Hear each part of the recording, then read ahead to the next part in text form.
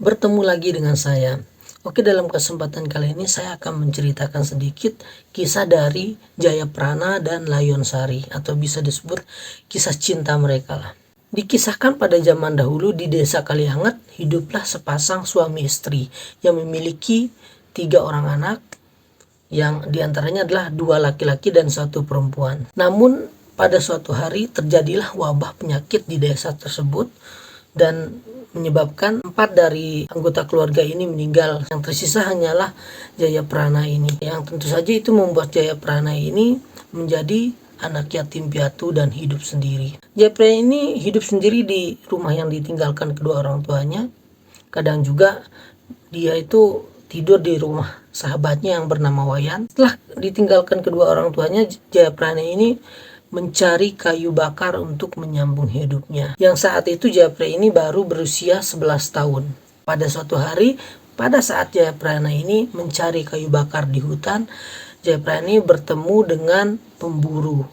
Yang ternyata yang berburu saat itu adalah raja di daerah tersebut dengan prajurit-prajuritnya. Nah, pada saat itu raja dan prajuritnya tersebut dikejar oleh harimau. Namun karena pada saat itu si Nyoman ini menolong si raja ini. Nah, sejak saat itulah si Nyoman ini diajak ke kerajaan untuk bekerja di sana atau tinggal di sana bersama raja. Ketika tinggal di istana, si Nyoman Jayaprana ini sangat disayang sekali sama raja karena si Nyoman Jayaprana ini termasuk anak yang sangat rajin dan sangat pekerja keras dan selalu penurut dengan kata-kata si raja tersebut. Hingga akhirnya pada saat si Nyoman Jayaprana ini berusia 12 tahun, diperhatikanlah oleh raja ini bahwa si Nyoman ini memiliki paras yang sangat tampan atau ganteng sekali. Nah, itulah menyebabkan si raja ini menyuruh si Nyoman Jayaprana untuk mencari pasangan secepatnya. Walaupun Jayaprana ini pun merasa bahwa dia itu kayaknya belum waktunya untuk mencari pasangan, karena pada saat itu dia masih merasa masih kecil lah, karena memang masih kecil ya, karena pada saat itu si Nyoman Jayaprana ini masih berusia 12 tahun. Namun karena si Nyoman Jayaprana ini sangat nurut sekali sama raja, jadi dia nggak berani menolak apa perintah raja. Jadi si Nyoman Jayaprana ini berusahalah mencari gadis yang ingin dinikahi atau yang dijadikan sebagai istri. Nah, pada suatu hari si Nyoman Jayaprana ini pergi ke pasar terdekat di sekitar kerajaan tersebut. Lalu dengan tidak sengaja dia bertemulah dengan Ni Layonsari. Mas, pada saat itu berkenalan mereka. Nah, ternyata Ni Layonsari adalah anak dari Jero Bendesa dari Banjarsekar. Setelah itu melaporlah Nyoman Jayaprana ini ke raja bahwa dia telah menemukan pujaan hatinya. Setelah mendengar cerita dari Jayaprana, lalu ditulislah surat kepada bapaknya si Layonsari. Setelah itu suratnya itu dikirim kepada bapaknya Layonsari tersebut dan diterima, lalu dibaca. Setelah itu terjadilah deal-dealan lah.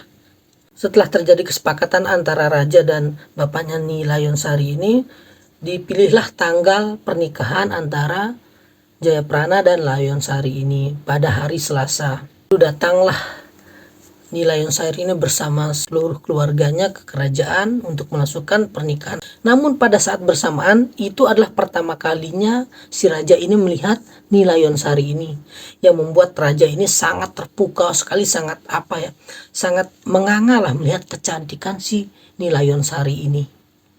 Setelah upacara pernikahan itu selesai, lalu pulanglah Jayaprana ini sama Ni Layonsari ini ke rumahnya atau rumah yang dikasih oleh raja. Nah, pada saat yang bersamaan juga si raja ini mengumpulkan semua abdinya atau semua pegawai-pegawainya untuk rapat.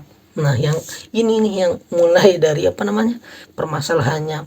Di dalam rapat tersebut, si raja ini ternyata berencana untuk memisahkan Jayaprana dan Layonsari, karena bisa dibilang si raja ini jatuh cinta pada pandangan pertama kepada Ni Layonsari.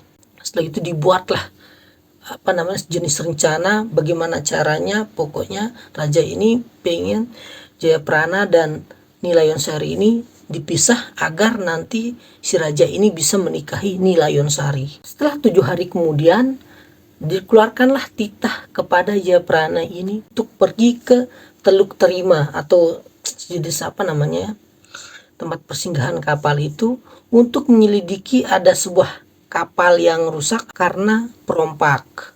Sebenarnya pada saat itu Nilayun Sari juga memiliki firasat yang sangat buruk kalau suaminya tersebut pergi ke Teluk Terima tersebut atau ke pelabuhan tersebut, karena dia itu memiliki firasat yang sangat buruk lah, aneh, kayak akan terjadi sesuatu sama suaminya, dan menyuruh suaminya untuk tidak pergi. Namun karena itu perintah dari raja, si Jayaprana itu nggak bisa apa-apa dan tentu saja harus melakukan apa yang dikatakan oleh raja.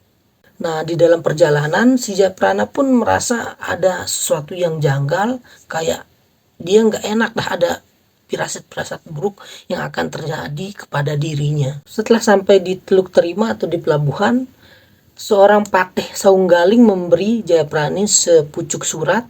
Nah, yang di dalam sepucuk surat itu tertulis oleh raja tentang bahwa dirinya harus gini. Nah, pada saat membaca surat tersebut, tentulah Jayaprana sangat sedih dan menangis setelah membaca surat tersebut. Namun karena Jayaprana termasuk orang yang selalu mengabdi kepada raja, dia mempersilahkan Patih Saunggaling itu untuk menusuknya. Hingga pada saat itu terjadilah itu, dan pada saat terjadi itu keluarlah banyak sekali darah dan semerbak harum yang keluar dari badannya si Jayaprana ini, dan tumbanglah Jayaprana. Lalu Jayaprana pun dimakamkan di sana.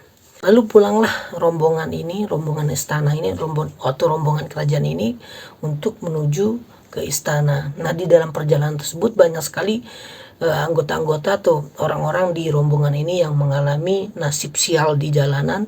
Ada yang mati digigit ular, ada yang sampai diterkam oleh harimau. Sampai akhirnya pun istri dari Jayaprana atau Nilayun Sari mendengar kabar bahwa suaminya itu telah tiada, yang membuat Nilayun Sari sangat sedih sekali, hingga Nilayun Sari pun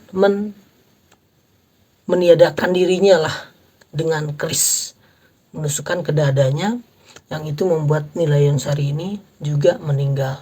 Kabar tentang Nilayun Sari pun didengar oleh raja, yang membuat raja itu sangat sedih, dan akhirnya raja pun mengkoitkan dirinya lah. Dan itulah kisah dari kisah Jayaprana, Layun Sari, dan raja. Nah, kalau kalian mau versi lengkapnya bisa kalian download di sini. Itu lebih detail ya. Kalau ini saya rangkum-rangkum. Terima kasih telah menonton video ini. Sampai jumpa di video berikutnya.